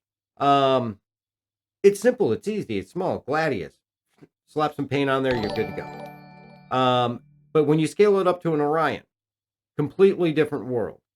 You're going to have areas that can't take paint. You're going to have areas that can take paint. You're going to have areas where you can slap a stencil.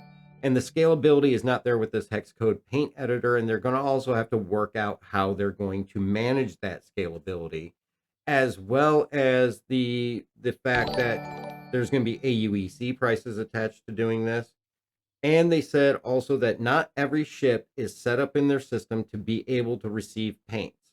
Of course, the new ships that we have coming out, they're developing it. It gets developed right off the bat to accept paints. The older ships that they have developed are working as they're intended, but to add a paint to our existing ship that doesn't have it right now, they do have to rework some of that.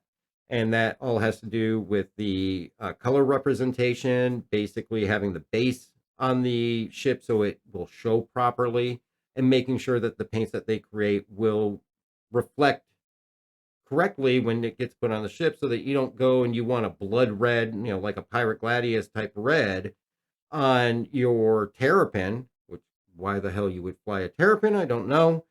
But you want to make it blood red that when you actually put the paint on it, it doesn't come out being, piss orange. So that whole portion is not working properly. But it is something they have not forgotten about. And I kind of wanted to cover that one because it was something I got sucked in. You know, they make the joke that if you go on Reddit, days will go by and you won't even know it. I got sucked into the Spectrum post on this one because it was just so polarizing, the two different areas that we're talking about this. They also did address in regards to this, you know, the customizations. They also are planning on more customizations for interiors, which we know the 300 series has that ability to do that when you pledge it. You can go in, you can change to a carbon fiber dashboard, the seat, the steering wheel, your bed sheets, your coffee maker, your food processor, you know, all those things. Um, which that system works well for that ship, but much like what uh we said with scalability of the paint, scalability doesn't work on this system for the larger ships as well too, because something like the 300, when you change that, you're changing one item and it's an easy, quick swap. Don't give Amarok's Fang decals for ships. Absolutely, I would love to have Amarok's Fang decals for ships. I got them on my Jeep at least. And Gabrick, no, I don't want to become famous.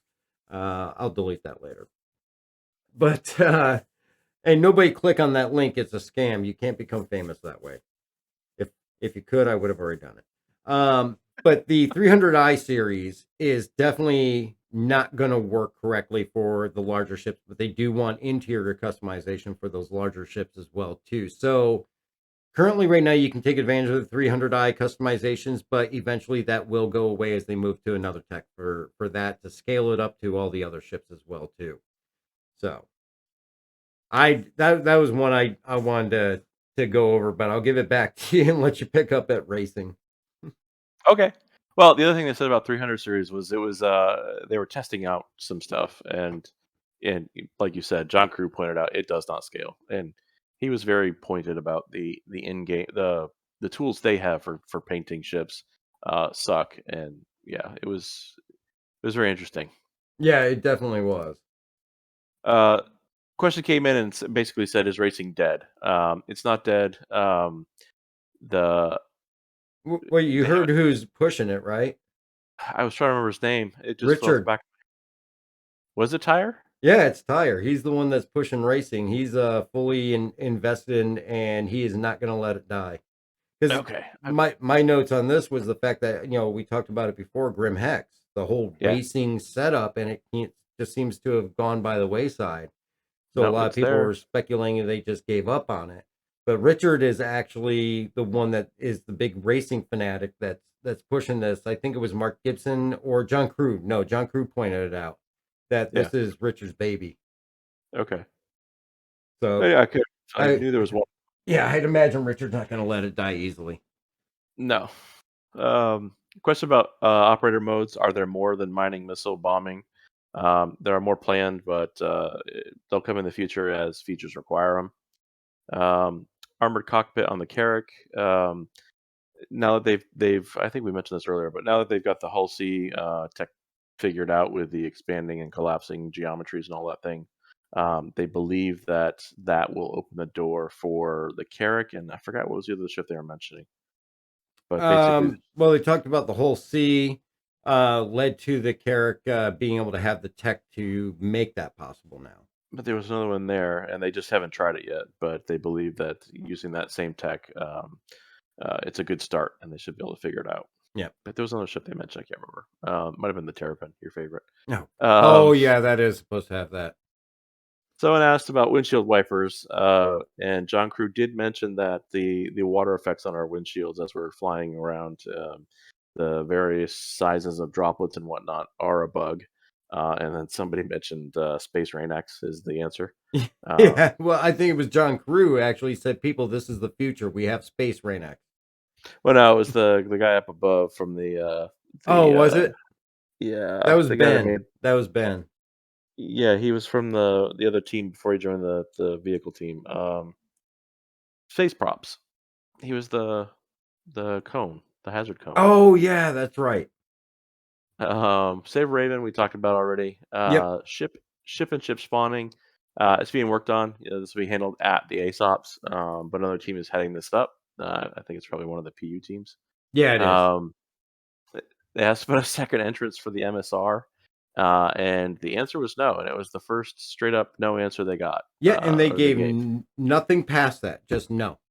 Yeah, they just said no. Yeah, and you and I Uh, were talking before that there's a lot of people that are sold on that. This is being worked on. This is being implemented. No, it's yep, not. It's yep, not. There's no second entry for the MSR. yep. Get your running You're shoes on. Yep, you're stuck with the maze of doors. Yeah. Second, I already did that one. Parachutes or jetpacks for your what do you call it? Ejection seats. Yeah, and this actually I've heard from a lot of people really Well, yeah. hoping they do something on this because right now you eject, it's a death sentence anyway. As John put it, you might as well just stay in your ship. Well, if you're in atmosphere or gravity, right? If you're not Yeah, in gravity, if you're out in space, you can eject. Somebody can still pick you up. It's yeah, just if you're in gravity, you're going to fall to your death. yeah. I mean, So you I might as well don't. stay in. Go ahead. I was gonna say, I mean, I don't see even if you have a jetpack, it getting you anywhere quick. You're still No, gonna have to call somebody. no. I think he was on the same page as like me when I first realized that if I did eject out of like a Gladius while I was on a planet or in atmosphere, it wasn't going to do me any good because I was just going to go splat on the ground eventually. Yeah, Whenever I got there. So yeah, I agree with him. Just might as well just blow up. yeah, true. Uh, Questions about active development. Where's the Polaris at? They basically have the Polaris sorted out. It's ready for development, but it is not on anybody's roadmap to start working on it right now. Yeah, Uh, and actually uh, go back to the MSR real quick. Sorry about that. yeah, go ahead. Tonk just put into chat they are adding custom exits for the MSR. It's called breaching charges, which is very true. True. Blow out the side. Anyway, so Polaris, they figured out the metrics. They've completed the interior design. The hangar got larger. It's the same as basically what's on the Odyssey now. It's an extra small. So whatever fits in the Odyssey sounds like it'll fit in the Polaris. The components grew. It's got a capital shield generator. I think they said capital power plant and a capital cooler as well. Yes. Uh, so it's gotten a bit beefier on the component side. Corsair, ooh, can't speak. Corsair is in pre-production. But they literally just started this last week looking at it, so it's not even in white box yet. Yeah, they don't even have any art other than what's on the RSI website right now. So there's nothing that they really have to show for this or the Polaris. Yeah, And I that still gets me excited though, because I think the Corsair is definitely where we saw the 400i kind of falter with being a competitor to the Connie. I think the Corsair is going to step in and probably near blow the Connie out of the water. mm, I mean, as far as capabilities, it's going to have very similar capabilities to everything the Connie can do, with the exception of the Phoenix, because of course that's luxury. But we're going to see its ability to carry Ursas. I think, and I'd have to double check. It's at least going to be an Ursa. It might even be able to fit a ballista in there, or even a Spartan. But the armament on this thing is going to make it as equal a fighter as the Connie Andromeda or the Aquila.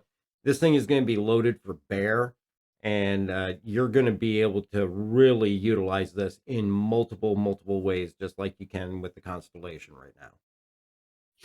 yeah. It's configured for more taking the initiative when someone comes at you Yeah, yeah, than definitely. defending yourself while you're running away. Hmm. Uh, We already talked about BMM being in white box. Perseus, Apollo, Kraken. There were a bunch of questions around a bunch of other ships, and Jared just basically said Perseus, Apollo, Kraken, Ranger, Endeavor, Genesis. None of them are in development. And if you want to, if you're curious about them or what is in development, go to the progress tracker. They Yeah, kept saying go to the roadmap. Go to the yeah.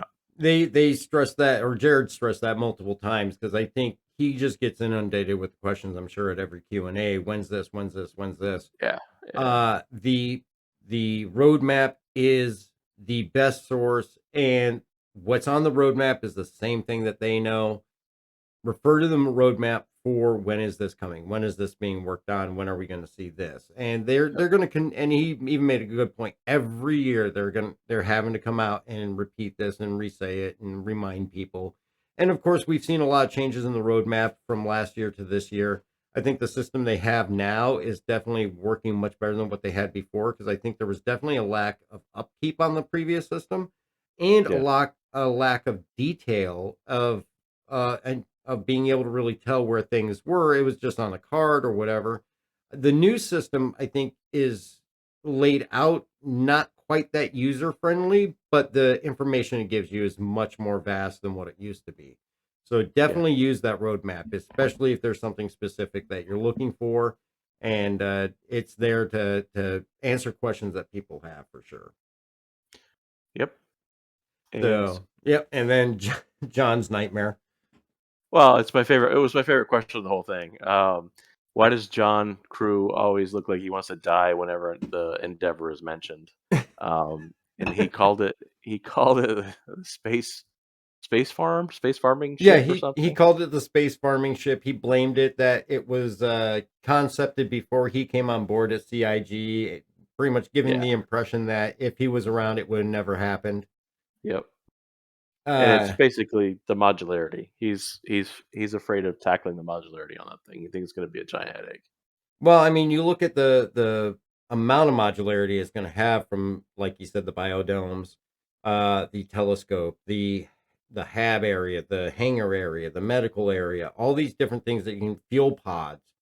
I mean, all these little different things that if you own one and you have just a couple pods, great, you're going to slap them on there. You're probably never going to change them. But if you're like some people I know that have to have every pod, you're going to have to be able to go and pick and choose what pods you're doing for whatever mission you're going to do. So if you've got the telescope on there or the science pod or the biodome and you want to go and do something that's going to require the hangar, you have to have a way to pretty much swap that out. And what are you going to do with it when it's not on the ship?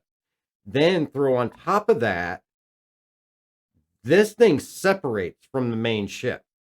So you actually have two different parts of this. You have, and a lot of people actually compared the Odyssey, and I'm not surprised they went in and compared the pictures because it does closely resemble the Odyssey, but the main ship that basically pilots this thing detaches from the rear portion so that it can go run off and do whatever it's going to do exploring wise and come back and redock with the larger portion that has all the modules. So I can kind of understand how this would be a nightmare for him. Mm-hmm.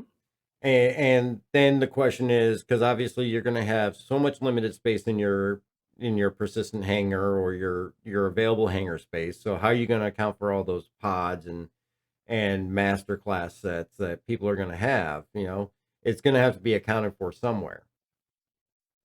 And is it going to be an animation that takes them on and off, or is it going to be just magic press a button? Oh, well, now it's configured with a hangar.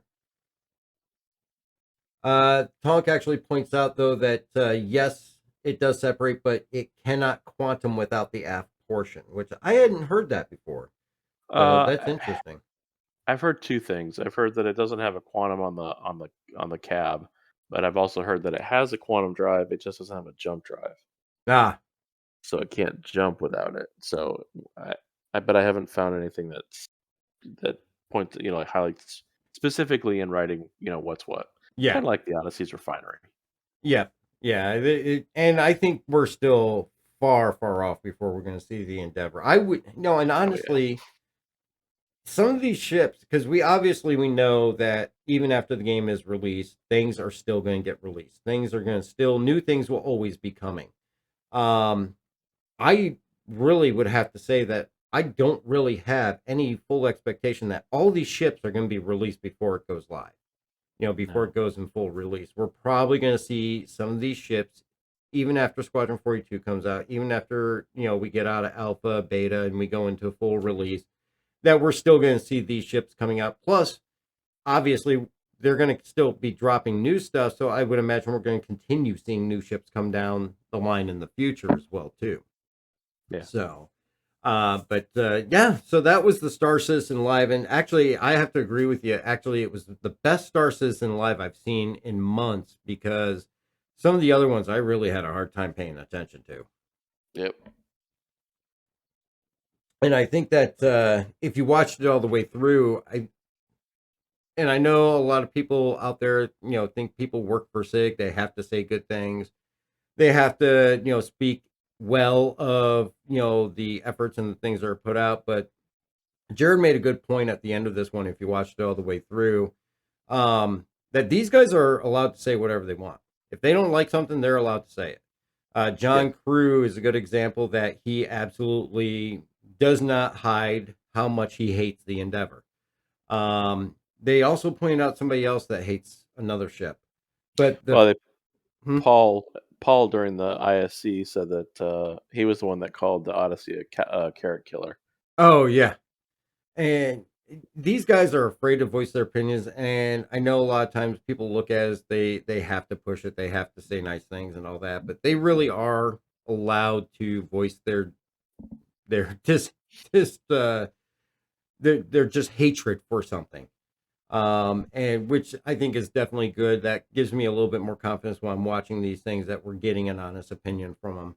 And I think that definitely was nice to see Jared point out, because there is a lot of speculation and people assume a lot of stuff on Spectrum, but these guys are pretty good at what they do, and they have some good thoughts, and they don't always agree with everything that SIG's doing. So it's nice to see them voice it. I will give them credit for that. Yeah, All right. and Oh, go one of the ahead. things I was just gonna say, one of the things that I did like about this one is they went into a few different areas and talked about different things and some of the flow.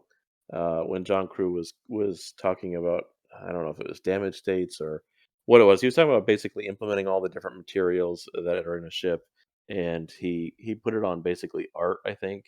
Oh And yeah, and then they had that little, well, sure, make it all my fault. yeah, and Um, I'm gonna throw this one at John since he's giving me that one. Yeah. yeah. So I felt like we got to see a little bit more like what's happening behind the scenes as far as kind of what goes into some of the ship making and why some of the Oh ships are yeah. not there. I mean, it's nice to see him be human. These guys are regular people just like you and I, and these guys, just like we don't get along with all our coworkers, I'm sure they don't get along with each other all the time either. Especially when they're being dumped with, I need a ship for this event in 2 months, and yeah, it takes 2 years, but you need to get it done in 2 months type thing. But it's nice to see that human side of them too. Yeah. So definitely a different aspect, and I think it says a lot that they have the freedom to say what they want to say. So, but other than that, anything else that you can think of that was interesting that I overlooked? No, I think we covered. Yeah, we pretty much covered it all, and definitely sad to see IAE go, because I enjoy that event every year. It is really a great event. Of course, we got Luminalia coming up, and we'll just close this off with reminding people of Luminalia.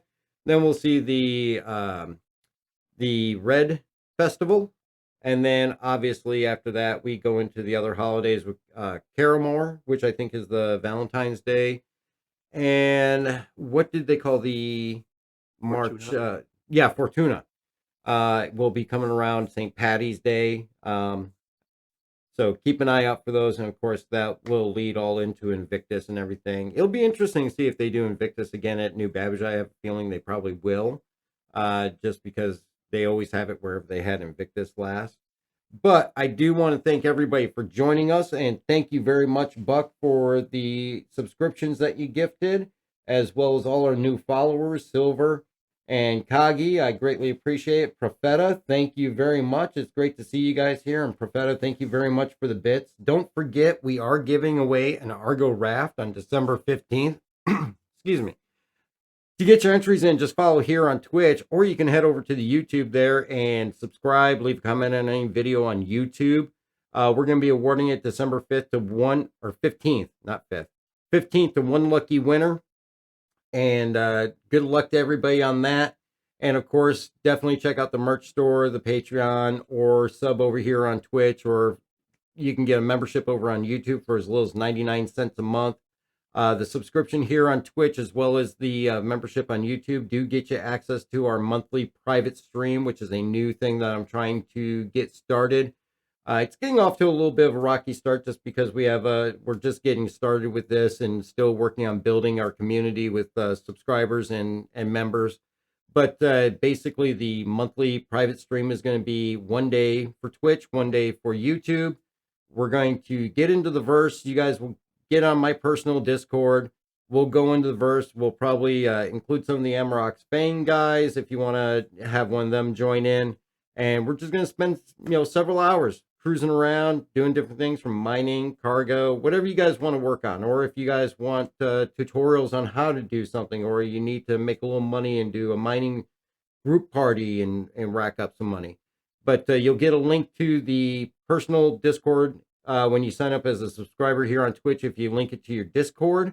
Or if you go over to YouTube, you'll get actually the link when you sign up.